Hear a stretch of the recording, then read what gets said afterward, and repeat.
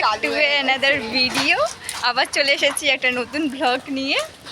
এখন আমি রেডি হয়ে যাচ্ছি কেষ্টপুর। এই দেখো, এটা হচ্ছে আমার বান্ধবীকে নিয়ে যাচ্ছি একটা মন্দিরে, পাঁচু গোপাল মন্দির, পুজো দিতে যাচ্ছি। তো আজকে পুরো ব্লগটা খুব ভালো হবে, তো পুরো ভিডিওটা দেখো। আমার বান্ধবী, এটা আমার বান্ধবী লজ্জা পাচ্ছে, থেকে নিয়েই এখন যাচ্ছি, বাস ধরবো, বাস ধরে যাব কেষ্টপুর। তো ওখানে গিয়ে দেখো। এখন চলে এসেছি পাঁচু গোপাল মন্দিরের স্থানে, কেষ্টপুর। এখান দিয়ে একটুখানি অটো থেকে নেমেছি, মানে প্রথমে বাস ধরেছিলাম, বাস থেকে নেমে অটো, আর অটো থেকে নেমে একটুখানি হাঁটতে হচ্ছে। ভীষণ গরম, তাই না? ভীষণ গরম।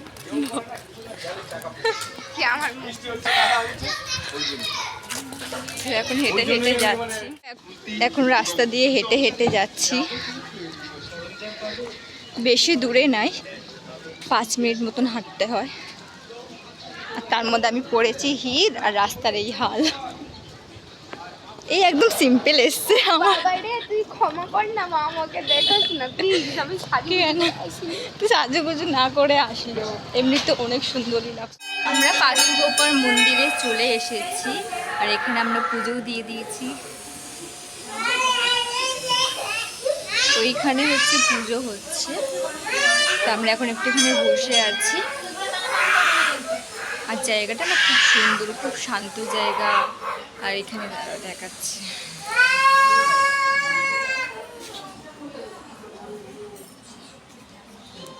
এইখানে না অনেক লোক আসে, অনেক দূর দূর থেকে লোক আসে।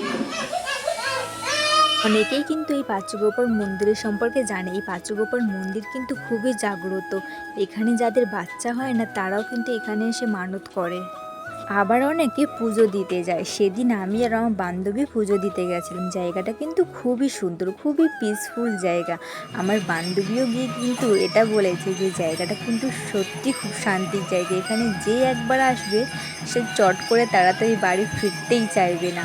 আমাদের ওই দিন কিন্তু খুব ভালো লেগেছিলো, যেহেতু আমার টিউশন ছিল তাই তাড়াতাড়ি চলে এসেছি আমরা।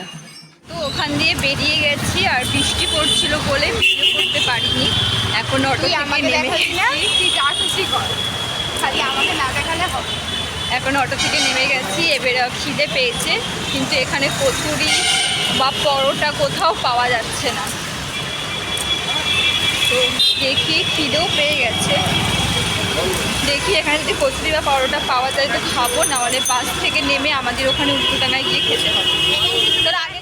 তো ওখান থেকে বাড়ি চলে এসেছিলাম।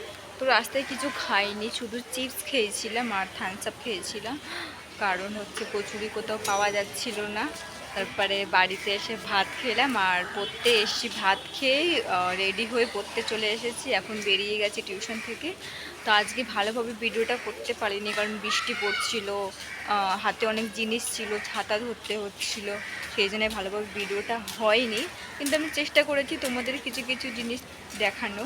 তো যদি তোমাদের এই ভিডিওটা ভালো লাগে প্লিজ লাইক করে দিও, চ্যানেলটা সাবস্ক্রাইব করে দিও। আমি এই ভিডিওটা বেশি বড় করছি না। তো যদি তোমাদের ভালো লাগে অবশ্যই লাইক করে দিও। দেখা হবে আবার অন্য ব্লগে।